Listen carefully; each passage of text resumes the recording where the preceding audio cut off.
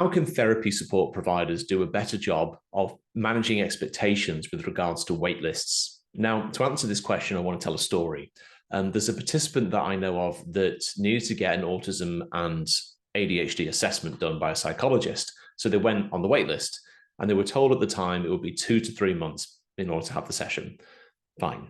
So after 4 months, a month overdue, they then got in contact, which was them as the customer having to get in contact with the therapy provider. And then they were told, oh, we're so sorry. We've had problems with staff and there's going to be further delays. It could be a further 6 months.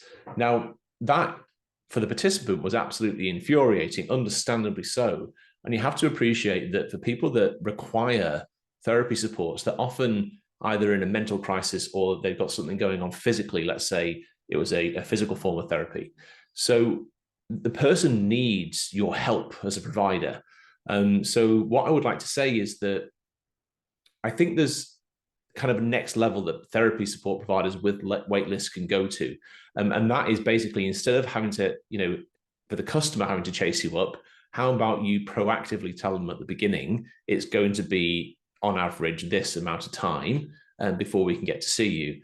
And then if you add to that, any time that you can see that average waitlist time is about to deviate or be longer, rather than waiting until the crisis exists, in terms of perhaps the person requiring something urgently or having to follow up, manage their expectations and make sure that you're in integrity, because all of this is honestly not managing the mental health of participants well enough. I'm not saying that all therapy supports providers do it, but I think that if you can, it's like being at the bus stop or waiting for a plane. If you can see, that boarding commences in 1 hour, or that please go to your gate, like you don't mind waiting as long as your expectations are managed. So I would say that we can use those techniques of even the travel industry to have an ETA, have an ETA on your wait list. And I think that will help with the psychology and literally the customer experience of participants that are waiting for therapy supports of any kind.